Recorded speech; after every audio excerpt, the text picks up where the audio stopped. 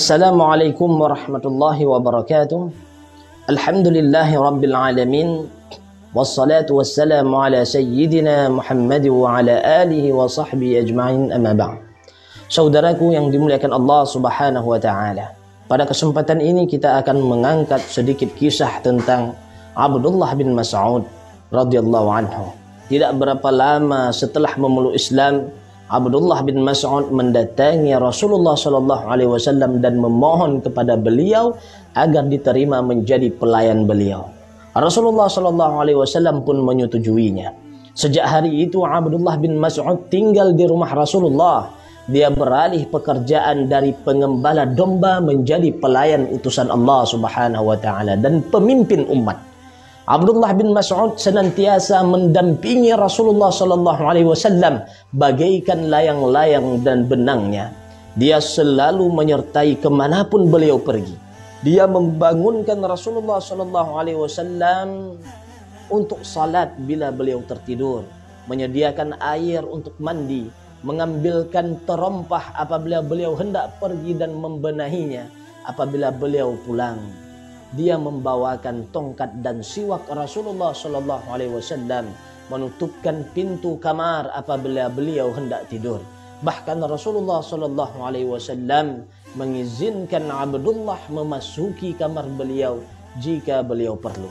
Beliau mempercayakan kepadanya hal-hal yang rahasia tanpa khawatir rahasia tersebut akan terbuka.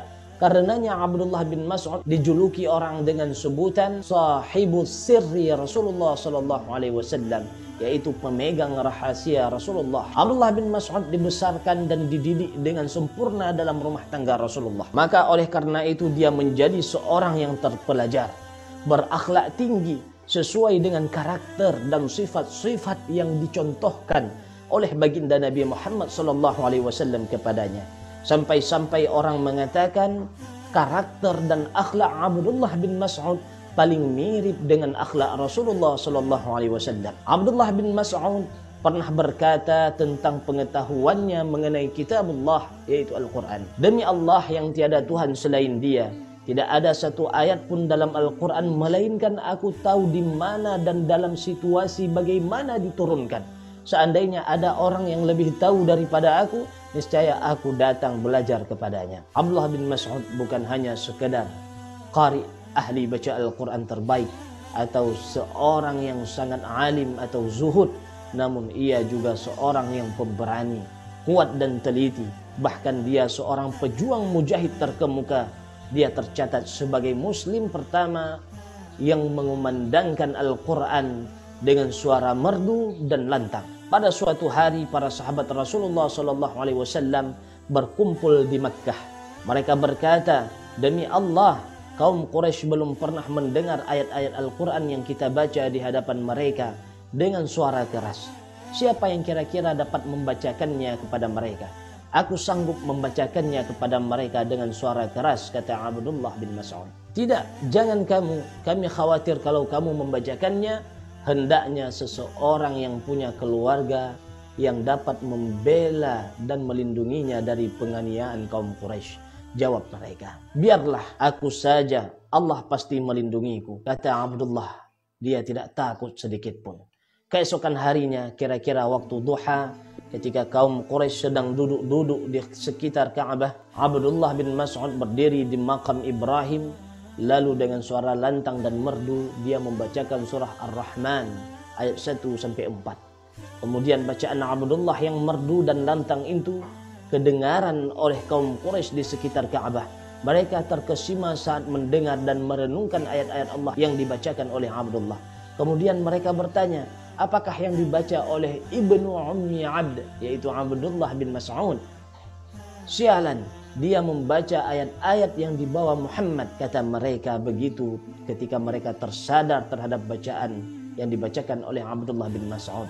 Lalu mereka berdiri serentak dan memukuli Abdullah. Namun Abdullah bin Mas'ud meneruskan bacaannya hingga akhir surah. Ia lalu pulang menemui para sahabat dengan muka babak belur dan berdarah. Inilah yang kami khawatirkan, wahai Abdullah, terhadap dirimu. Demi Allah, kata Abdullah, bahkan sekarang musuh-musuh Allah itu semakin kecil di mataku. Jika kalian menghendaki, besok pagi aku akan baca lagi di hadapan mereka. Abdullah bin Mas'ud hidup hingga masa Khalifah Utsman bin Affan memerintah. Ketika ia hampir meninggal dunia, Khalifah Utsman datang menjenguknya. Sakit apakah yang kau rasakan wahai Abdullah? Tanya Khalifah. Dosa-dosaku, jawab Abdullah. Apa yang kau inginkan? Rahmat Tuhanku. Tidakkah kau ingin supaya ku suruh orang membawa gaji-gajimu yang tidak pernah kau ambil selama beberapa tahun? Tanya Khalifah. Aku tidak membutuhkannya, kata Abdullah. Bukankah kau mempunyai anak-anak yang harus hidup layak sepeninggalmu? Tanya Utsman. Jawab Abdullah, aku tidak khawatir. Aku menyuruh mereka membaca surah Al-Waqiah setiap malam, karena aku mendengar Rasulullah SAW bersabda, barang siapa yang membaca surah Al-Waqiah setiap malam, dia tidak akan ditimpa kemiskinan selama-lamanya. Pada suatu malam yang hening, Abdullah bin Mas'ud berangkat menghadap Tuhannya dengan tenang. Mudah-mudahan dengan kisah ini bisa memberikan kita kekuatan untuk terus memperjuangkan agama Allah Subhanahu wa taala. Amin amin ya rabbal alamin. Kami akhiri, assalamualaikum warahmatullahi wabarakatuh.